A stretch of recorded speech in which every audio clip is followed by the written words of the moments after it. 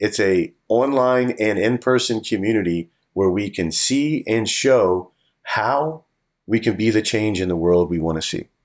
Someone cares about you. There's a reason why your heart is beating. You still have a purpose. Don't give up. It's important to know that you're not alone. You're not alone. You're not alone. You are not alone. Today's guest is BJ Ganem, who initially found his purpose while serving in the Marine Corps. But on Thanksgiving night 2004, an IED in Iraq took his left foot and his military career. After being medically retired, BJ eventually hit his rock bottom in 2007. And since then, he has found his purpose again through serving others. BJ, welcome to the 1 Mile, 1 Veteran podcast. Thanks for having me, Danny. I'm happy to be here. Absolutely. I have loved getting to know you over this last 30 minutes, hour or so that we've been chatting. But I'd love for our audience to know you a little bit more. So why did you decide to join the Marine Corps in the first place? The short story is Georgia Southern University asked politely for me to leave college. I came in on the Hope Scholarship and posted a 1.3 GPA and was put on academic probation. It also didn't help that I missed my midterms because I went to a party in California and didn't quite make it back. So I was just done sitting in classrooms. I didn't want to get a job. I was voted least likely to join the military. I went to a military Catholic school for high school, Benedictine military college down in Savannah, Georgia. And literally I watched Legends of the Fall and was just like, I want to do what Tristan's doing. So the only thing that was offering anything close was the United States Marine Corps. I went into the recruiter. I said I wanted guaranteed infantry, guaranteed East Coast. And they were like, this is the easiest contract we've ever did. So here you are, you're in. And the only request I had was that I would get out in time for St. Patrick's Day in Savannah. So I left for boot camp December 15th, missed Christmas, New Year's, Super Bowl, all that stuff. So I could graduate March 14th, Friday. And then I had my 10 days leave over St. Patrick's Day celebration in Savannah. So that's it. That's how I ended up in the Marine Corps. And that's where, like, a lot of times when people thank me for my service, I was like, that's cool and all, but you weren't in the equation when I joined. That did it for me. And it's one of the best decisions I ever made. And I've truly taken the motto of the Marine Corps of Semper Fidelis, of always faithful, to heart. That's where I ended up on this path. It's incredible how we find our purpose while serving in. And after your first enlistment, you decided to transition into the reserves, but were eventually activated to deploy to Iraq in 2004.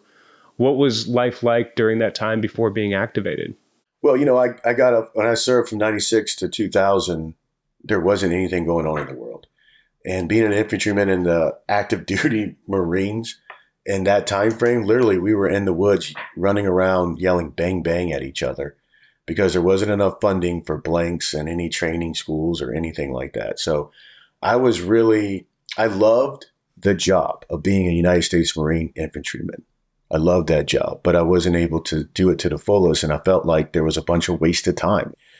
And so I was frustrated and decided to get out, but stay in the reserves because I really wanted to keep that connection. I really wanted to be of service. And if there was going to be a fight, I wanted to be in the middle of it. I was, 20 at the time and got out at 24. But I got a job with Kraft Foods. Initially, it was Nabisco, but Kraft bought them right afterwards. And things were going great. I was climbing that corporate ladder. I was back in school and getting a business degree, like working on that. And everything, my second child was born on September 1st, 2001. And she was 2.5 months premature. She was only 2.3 pounds. I was staying up all night and all day feeding her through she could fit in the palm of my hand, and I was feeding her with a little syringe like you'd feed a baby bird. But she was strong right from the get-go and didn't need oxygen or anything like that. And she grew up. She just graduated college last year and has now got a great job. But I remember being woken up, sleeping on the floor right outside of the NICU in a hospital in Madison, and they told me that a plane flew into the World Trade Center. And at first I was like, what idiot didn't see the World Trade Center, thinking it was a Cessna, or something like that. And then seeing the news. And really understanding that, be careful what you wish for. Here comes that fight. And at first we were supposed to go in 2003, but when Turkey shut their borders, we got bumped to 2004. So, life was going good, but if I'm being brutally honest, I was excited to get the orders because of the hurt that I felt of what happened in that day in New York. And we were going to go show the world, you don't do that to us. And so I was a bit ecstatic. Looking back, I can see the naivety, I can see the immaturity and being ecstatic about that. But at the same time, you need people like the young version of me to answer that call. And you need the old versions of us to help mentor them, like we had from the Vietnam era and stuff. So I've always been able to, whatever situation I'm in, I've always been able to find acceptance and like, this is where I'm supposed to be, even if it's not where I need to be, if that makes any sense. So during that time in between leaving active duty and staying in the reserves and building a corporate career, life was good. That's incredible. And it was just bringing me back to the young, impervious person in 2003, 2004 that I was, because the idea of going to war wasn't this thing that really had any consequences for a young person that had never been to war before. And during that deployment, your vehicle was actually struck by an IED and you suffered an amputation as well as other serious injuries. What was it like to be out there on your first deployment and then have to go through a recovery like that? That was the worst part. So, I'd gone through 13 other ID or 12 other IDs before the 13th really injured me. We lost 3 Marines 3 weeks before I was injured, and 2 were medically evac'd, one of which passed from those injuries 9 months later. The other one is still alive and doing well, still one of my best friends. But, at that time, you prepare your living will. You get your things in order for if you don't come back. And you plan on, going and doing what you're doing, come back, and then probably going again, right? You don't really think about the in-between. And I remember, so I lost consciousness for like a few minutes, maybe seconds when the bomb initially went off, but it came right back to. And at first, my right leg hurt worse than my left until I stepped out of the Humvee and tried to put weight on it and just fell over. And literally, I could see the boot was completely open and everything you don't want to see on your own self. There was a small ambush that happened afterwards that the Marines I was with, plus the QRF we lived underneath a bridge. That's where our forward operating base was. We were attached to St. Mike's Fob, but we lived underneath a bridge. And they responded, we quelled that. They wouldn't land the chopper because of a hot LZ, so I was trucked out. And the whole time I was hard of hearing everybody. My left eye had 3 shards of glass in it. I had shrapnel wounds all over the place. But shock is in because you're not really feeling the pain as much. You're a little bit numb. You're trying to bark orders, if you can believe that. I was a platoon sergeant. And it really didn't set in. It didn't set in until I got to the St. Michael's and people were stripping me down. And I remember the one corpsman trying to get my contact out and didn't want to mess with the glass that was in my eye. And I remember slapping his hand and just pinching it out and getting it out. And just my mindset was, I'm going to get me back together so I can get back. And once they put me on that chopper to head to Balad Air Force Base, or to Baghdad, excuse me, to where I'd had the initial amputation. And it's when I started to set in that I'm not coming back. And I remember there was a full moon that night. And I remember looking out, I had one eye patched, and I was watching through the rotors, watching that moon. And if you've ever been to Iraq, the skies are so clear. And just watching that moon thinking, oh no, it's over.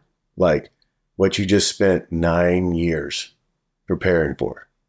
And it's 5 years with the guys that were all there. Like all those Marines, we were together for 5 years training, and especially the the year prior to that, the 4 years prior to that, we knew we were going to war at some point in time. So the training was just even more escalated, and the bonds were immense. These people are still to this day. Next year will be 20 years, right? And we're still as close as family. And so that's when it really set in. And that's when the anger and the frustration and the depression, you could start to feel the first rise of those type of emotions. And the whole time I was just trying to keep it cool, maintain my bearing, is what we say a lot of times in the military. And it was going to be a rough ride, but I had no idea, like zero idea at that moment, outside of I was a little bit scared because where I wanted to be was back in that combat zone.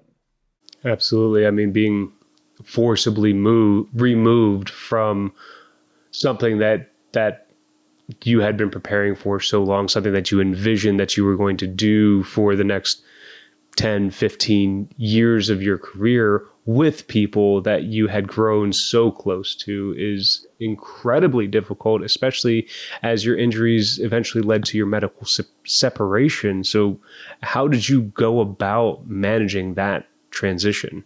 It was hard. I mean, so this is 2004. I'm in Longstool.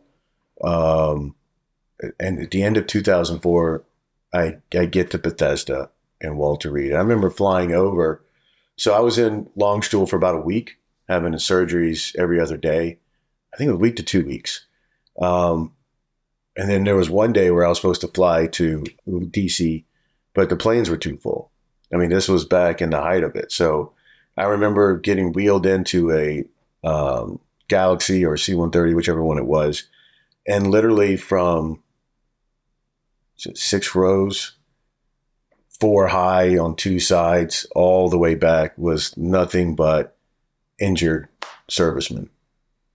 I was on the bottom rack. I remember I had 3 guys above me, and I was on Demerol for like 10 days. And so I was having a lot of pain. I remember having to switch over to the jump seat so that they could fix my rack, and just so much pain, right? And the whole time you're thinking, I shouldn't be here. Like, why did this happen to me? I want to get back there. And so you're really just being really gruff with everybody. And it's not their fault. They're doing the best they can. You're just mad at the situation. And so looking back on it now, I can see how it progressed to where I got. But in that time frame, you feel like you're doing everything you can and you're doing it the right way, right? Like you're maintaining your bearing, you're mission focused, you're all these things. But we haven't really done a good job of preparing. We've done a great job of preparing us to go to war. We haven't done a great job of preparing us to leave war. And it took me a while to figure that out. And eventually I know that you had suffered quite a few losses during that transition process. You went through a divorce and bankruptcy, which you're open about.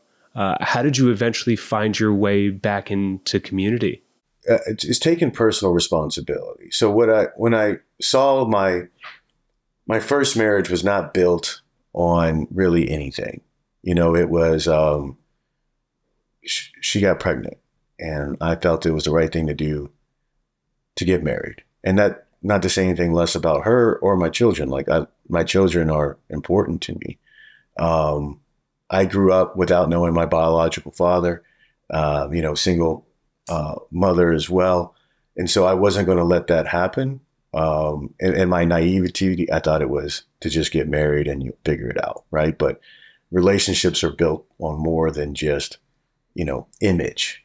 But it was important. So everything started falling apart after I got injured. Like all the other house of cards that I built in my youth, started to fall apart. And if it wasn't for like having a great family, having great men, Marines that I served with that cared about me, other men and women in my life that cared about me, both at, my family, especially down in Savannah, the family that I created wherever I've gone, creating that community, having there's no such thing as having too many friends or too much family, in my opinion. And that's just kind of how I was raised. And so when I become friends with you, you become more like family to me. And that's what I enjoyed. And my lowest point, it was a dog, Dozer, an old English bulldog, slobbery, no special training, no special breeding, that really helped me realize and see through that depression. So after the DUI, I knew I was already going through a bankruptcy, the divorce. I was living in this small apartment. I'd get my kids every other day. Now I got a DUI. So if this goes through and I get charged with it, I'm going to lose my job. My kids are going to lose their insurance. I'm not going to be able to pay for all the other things. And I was already struggling on that front anyways with the divorce and bankruptcy.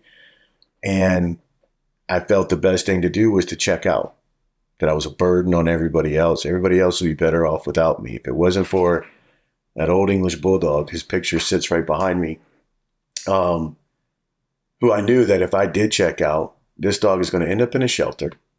And because he's a big, scary looking bulldog, he's going to end up dying because I chose to quit on him. And it was that bond. It was that, and it breaks my heart. Like my kids and my mom especially hates that story. Like, why didn't I? But the dog is what showed me that I was wrong, that the depression, that the brain injuries, that the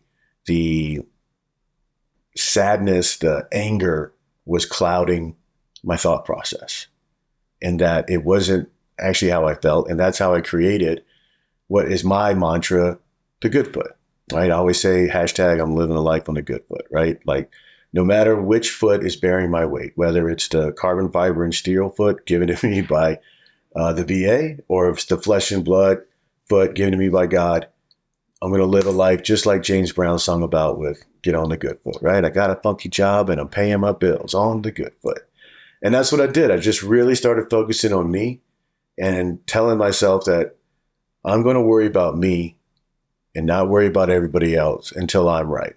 And so far it's been working, just putting one foot in front of the other and taking life as it comes, doing it with the dog, with my family, with my friends, with the people I serve with the people that believe in the things that I believe in: freedom, compassion, community building, innovation, purpose, empowerment. Like all those things are what I believe in and what I took away from the military, that I can improvise, adapt, and overcome no matter the situation.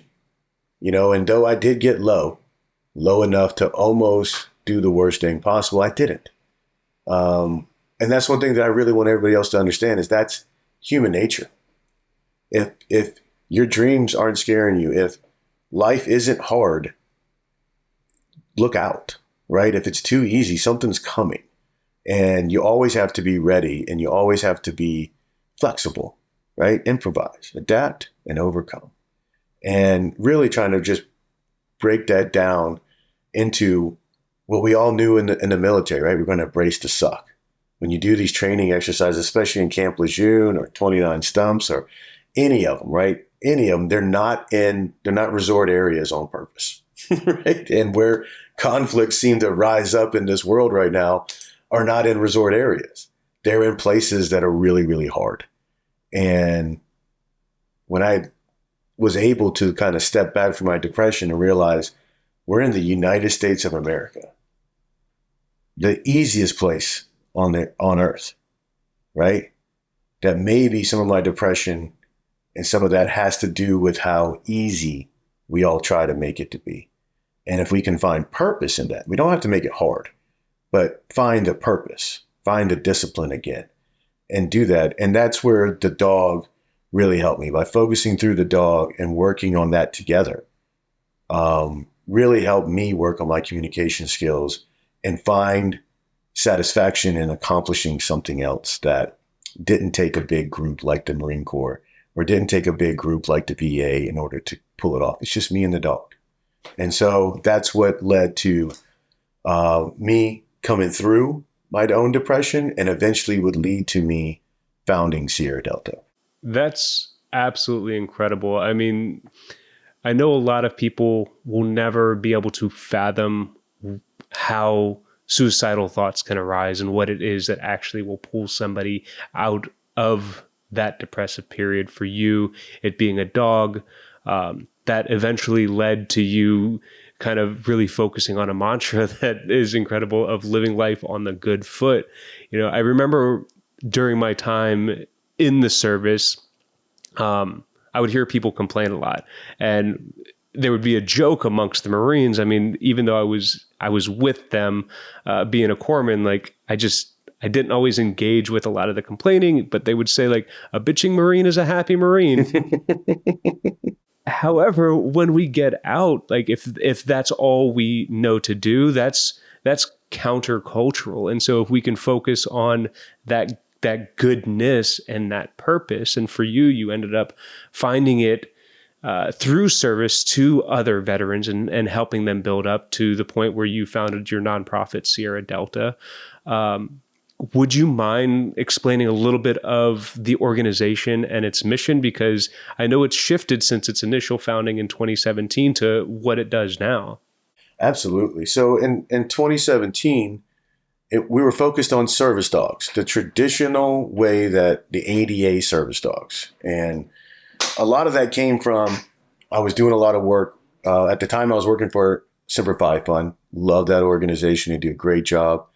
When I was first injured, I was not getting paid by the United States Marine Corps for almost 6 months. And the Semper Fi Fund stepped in and fixed it because it took them 6 months to figure out the glitch.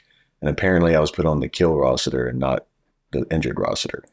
So anyways, I was working there, but I was also doing some work for a smaller organization called Holidays for Heroes on Nantucket. And so I was initially brought there by a former Marine named James Baisley to come and speak. And I spoke and I talked about all the things, and they were providing family vacations for those that were wounded to Nantucket. And it was amazing. It was an amazing experience. But all these things created peaks and valleys in veterans' lives. And so that led to more people being interested in what I was talking about. And I was saying, like, these dogs are a great purpose. And the veterans that we would bring to this island, the ones that had dogs, people were more entranced with, right? These service dogs, they must be doing something. Da, da, da, da, da. And so we wanted to figure out a way, because if you add up all the different service dog organizations in this country saying that they're doing something for veterans and dogs, it only equals about 1,000. 1,000 vets a year getting help with service dogs.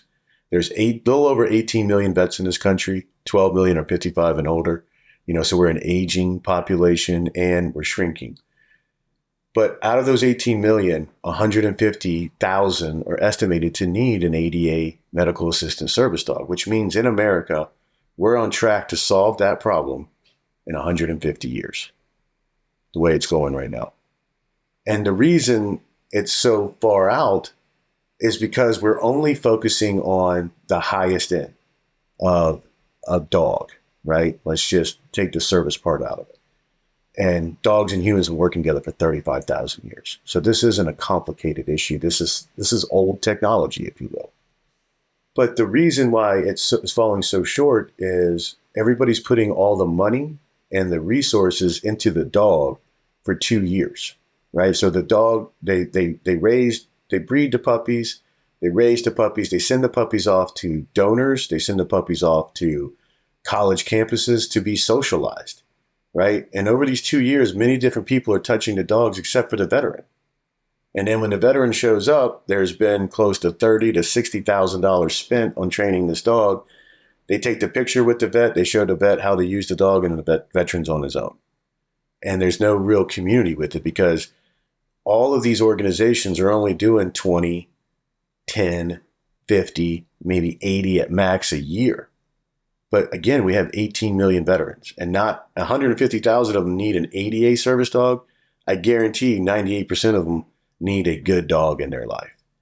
And so initially I started out to try to make a universal application to speed it up so we can go get the fundraising we needed for it. And in that first 2 years, we were handing out $15,000 for every veteran that was going to one of these ADA approved service dog academies. But President Bush, who painted me in the Portraits of Courage and calls me Belushi, that's my nickname, he told me, he's like, Belushi, I can give $5 million to any one of these dog organizations and it won't move the needle. And in 2017, we had a partnership with Blue Buffalo and PetSmart, and we raised $1.5 million in 5 weeks. We gave it all away to the organizations providing ADA service dogs for 100 vets. And President Bush was right. Not a single one of those organizations did even one more dog the next year. Now, they have other things in their business model. It's not like they're doing anything wrong, right? It's just an antiquated business model. It's based off of guiding eyes for the blind. It's based off of guide dogs for blind people, which blind people aren't even using dogs as much anymore because we've got so much new technology and sonar, even deaf people. There's so much new technology that the majority of the dogs aren't used a lot for service work. And then you see the rise of this PTSD service dog, and the legislation had just passed like $25,000 per PTSD service dog, though they haven't funded it yet. But that's not it either. The bond needs to be developed with the veterans. And what we have seen is we've helped over 2,500 veterans since 2017. Some of them to realize that they don't need a service dog at all. They just need a good dog in their life. What we have seen is that 68% of the veterans that come to us already have a dog in the house. When you look at statistics, 62%, anywhere from 56 to 62% of American households have a dog in it already, right? We kill 800,000 healthy, trainable, and adoptable dogs every year in this country. Like, it's not a capacity issue. There's more dogs than we can use. There's more vets that can use a dog. And these are people that we've already spent billions of dollars annually to teach them how to train other people that they don't communicate the same language with, don't share the same culture with, right? So knowing that it only takes 2 years to become an accredited dog trainer, and knowing that our veterans have already had extensive training on being a adaptable trainer, if you will, what if we created this program? Let's take service dogs out. We'll just call everything a life buddy, right? Because that's what they are. They're life buddies to help us live an epic life. So there's 3 levels of training. Basic, it's your basic obedience, puppy training, maybe a refresher for a service dog. Then you got advanced training, which is canine good citizen, your emotional support animal, essentially your PTSD dog, right? Which shouldn't cost any more than $2,500, not $25,000. And then you've got medical training, which is specific to the medical needs of the person. So again, Sierra Delta evolved from trying to be a service dogs for veterans to being service dogs and veterans. We have Life Buddy, which is everything dog. It gives you those 3 training grants and connecting people through the love of a dog. Life Force is everything service. We were all really good people, I say, heroes when we wore our uniform. What changed when we took it off? What we miss, I think a lot of the PTSD issues is that we're no longer seen as that hero in that uniform anymore. It has nothing to do with nightmares and all that other stuff as much. Those are all part of it. But a lot of it is that this no longer being a part of a team. We need a team to just achieve. And that's what we do with the Life Force, is that we tell the veterans, we believe in you. What is your local community project that you want to put on, right? We have partnerships with Habitat for Humanity, the Street Dog Coalition. The Street Dog Coalition provides pop-up veterinary care for homeless or at risk of homeless in over 175 cities across America. We are partnering with Carry the Load and Wreaths Across America to help clean our national cemeteries, because civic groups and schools don't show up anymore to do that service work. And those headstones in those national cemeteries are under duress.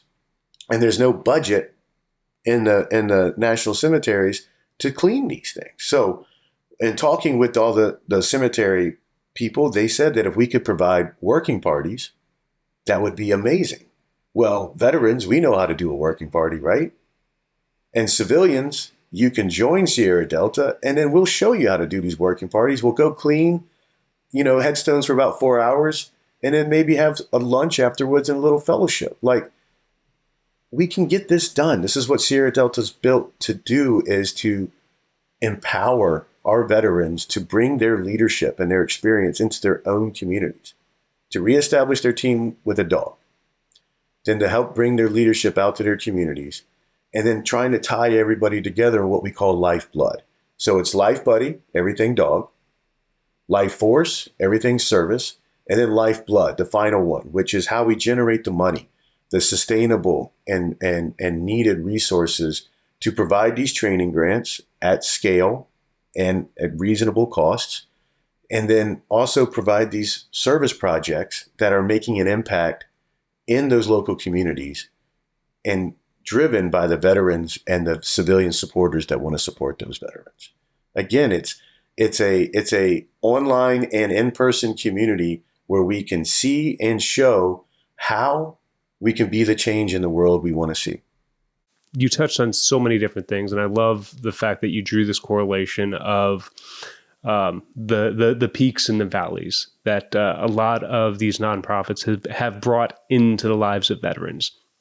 You know, they'll bring them to an event and hopefully they'll build a community while they're at that event. But oftentimes, a lot of veterans, we self-isolate. So the only thing that's going to drag us out of the house is a loved one or an event or an opportunity to do something that we would consider grand and extravagant. It's like, yes, I want to go do that really cool thing, but then you go home and there you still are. Nothing has actually changed in your life other than that bit of dopamine has worn off.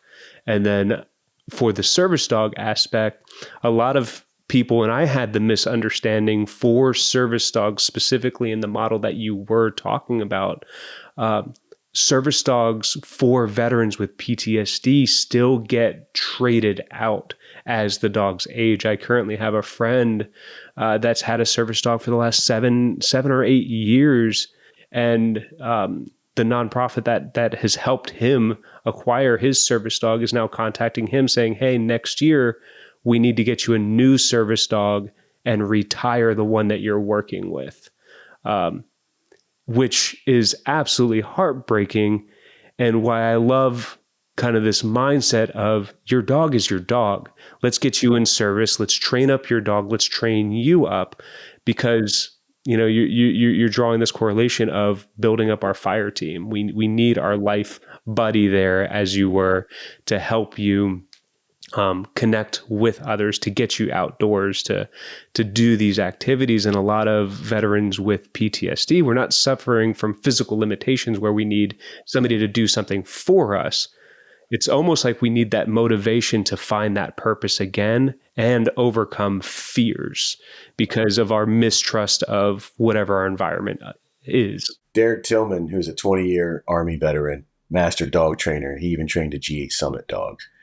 He's the head of Life Buddy program, and he regulates all the training. That's the first question we ask trainers that are telling us that they want to charge $10,000, $20,000 for a PTSD dog is, what's the task that the dog is doing for the veteran? Just being there is not a task. That's not a reason to take the dog on the airplane. So a lot of times we sit down and talk to veterans like, when you go on your family vacation, are you taking the dog? When you and your spouse are sneaking away for a romantic getaway, are you taking the dog? If those answers are no, you don't need an ADA service dog. I'm sorry, man. Like, it's just the way it is. And the veterans that we have that do have service dogs, you see their dogs are everywhere. And that's okay. But that doesn't mean that they are hurt worse or they're in more need. It's nothing. It's just different, right? It's just different. But what we're trying to say is every dog can provide a service. And every veteran can still be of service, right? And what we're doing is more clearly defining what that is instead of trying to put this conveyor belt in. When, again, dogs and humans have worked together for 35,000 years. You can go, most of the rescues that we work with will waive the adoption fees for veterans in our program because they know they're going to get training. So if it's free, 50 free to get a dog from a shelter, right? And we can actually train people on how better to assess a dog. So these are other service projects we can come up with. You know, even, veteran, you don't have anything going on today. Let's make a game of this, right? Why don't you go to your local shelter, play with the dogs, walk with the dogs, and then find out, we teach you really quick how to assess a dog. And then you can come back to Sierra Delta and post in our Pup Finder, which is just a little, it's a web page where everybody can post what dogs are available and that they're willing to give away free to a veteran. And you can write, hey, this dog shows that it has the personality to be of a service dog. You know, they have the personality to be of a canine good citizen, it has a personality to be a good hunting dog.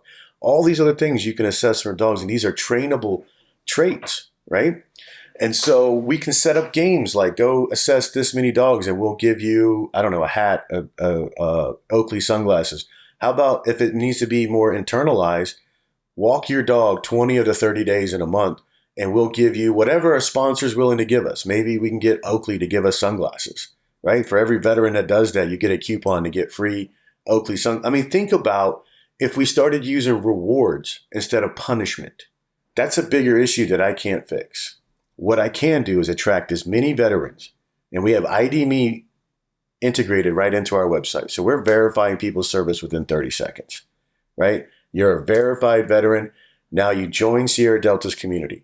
You can just hang out there and just talk about how you love service. You want to get together with other people. You want to join Life Force and do a service project? Great. You want to join somebody else's service project? Great. You want to get into Life Buddy and figure out how you can train your own dog to meet your own individual needs and lifestyle? Or maybe you want to find a dog that can be trained and that you can train with a professional trainer to meet your individual needs and lifestyle. We are all adults. We are all accomplished adults. We have all gone through one of the six branches of service. Now we do have a couple of Space Force veterans. It's hard to believe. But we're all accomplished adults in some way, and all people need help. And so that's what we're saying is that, and for our civilians, we want you to join too. We made it really easy. For $200 a year or $20 a month, you can join Sierra Delta and serve with these men and women, support, give reasonably to help ensure that every veteran has at least dog training and that they can have a dog in their life so that they don't feel alone when they're in those lowest moments of depression. I mean, these are simple things we can fix and we can do together. And it doesn't take much commitment, both of time, treasure, or talent. But we're looking for all three. And we're not just looking from the civilians, veterans. Like, you should be giving too. Where did we decide that because we raised our right hand to voluntarily serve in the defense of the way of life that we believe in, that all of a sudden everybody else that didn't serve owes us? That's not what I signed up for. That's not what I believe. And I believe that we should be able to give back too. And that's where we have Life Force, right? Let's start giving back in our communities, even if it's as simple as being a crossing guard for your local school. Do something to continue to serve, right? And in return, we're going to make sure that you have the tools and the assets to develop a relationship with a dog in a meaningful and profound way that'll serve you for life. And no, working dogs should have to retire after a certain amount of time. It's a lot of work for a dog to wear that vest. But what we're also trying to tell veterans is if you get a service dog and in 3 years, you don't feel like you need that dog to go everywhere with you, that's okay, man. You and that dog can just hang out and be pals. He doesn't have to work for you, or she doesn't have to work for you if you don't need it anymore. Or if you maintain the training, that way the peaks and valleys of PTSD, that dog is ready when you need them to be. But the majority of us, 99% of the veterans, do not need a dog on the airplane with them, right? And if that's the level of training that you do need, then let's get you there. Let's maintain you there. If you're somewhere in between 0 and 99, there's so many other ways we can make this work within the community. And again, we kill 800,000 healthy, trainable, and adoptable dogs. So if we do it this way, the chances are not only will our veteran community get better, but most likely we'll have less dogs in need of forever homes. You're incredible. And it's amazing that organizations like Sierra Delta exist that aren't just helping the veteran community, but also allowing people outside the community to engage with veterans in a healthy and productive manner together through service and doing different projects and bettering their community. For anybody looking to support Sierra Delta, where can they go again, and how can they be a part of this community in a true impactful manner? SierraDelta.com is where everything lives. So you can go to SierraDelta.com. If you're a veteran, hit join now. If you're a civilian, hit join now. And then it'll ask you, if you're a veteran, it'll ask for your ID Me. If you don't have one, you just go through the ID Me process. It's really simple.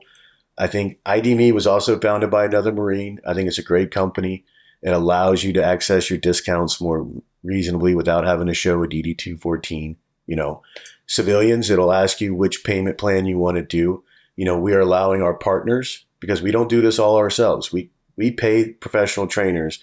We pay service dog trainers. We pay them all. So they get in for free as well, so that they can put up all the information that they want to do. We want to share this. This should be open source, right? Like, it should be the best way to train your own dog is for you to take on the routine with them.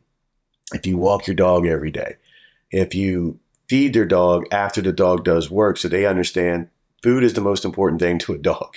So that's their paycheck, right? So treats and food should always be given after tasks are done in a specific order, so they understand how to please you. Because dogs, if you watch them, that's all they want to do is please us. They're not like cats, right? Cats want to do whatever they want to do.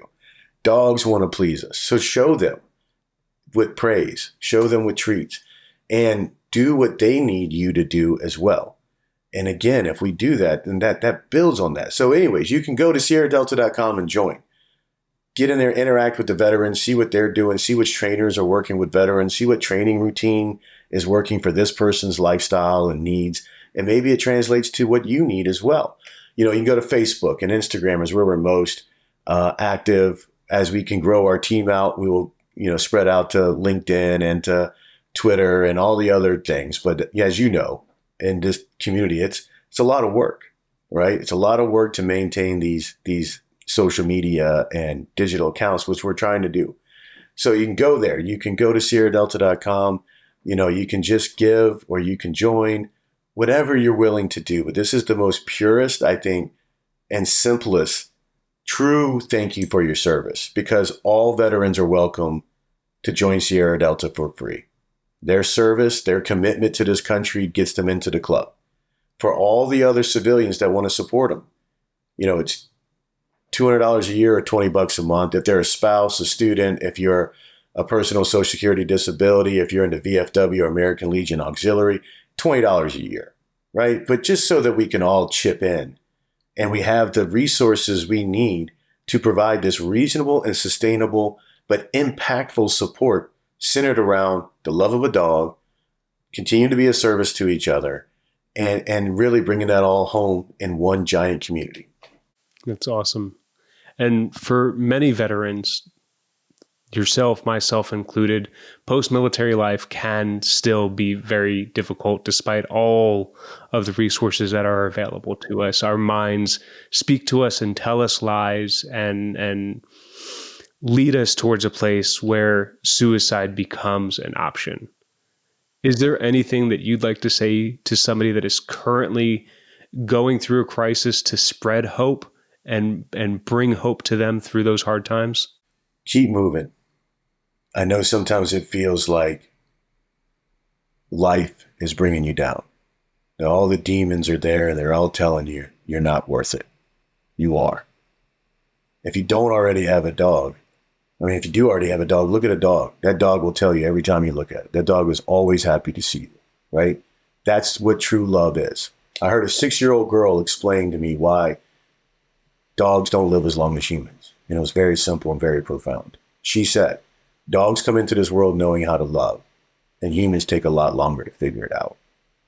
If you're struggling, understand that we've all gone through it in some way, shape, or form, whether people like to talk about it or not. This isn't something that you're alone. And there are communities. You've got this one right here. If you're already paying attention to this podcast, you're already in the community that cares about you. So reach out and get the services and give back. I think we forget about that even at our lowest, there is still something yet we can give. And by giving, we feel that hole faster, right? Giving and loving and doing that and just trusting in the fact that the people that you built around you are there for a reason. And if they're not there to help you up, you're around the wrong people.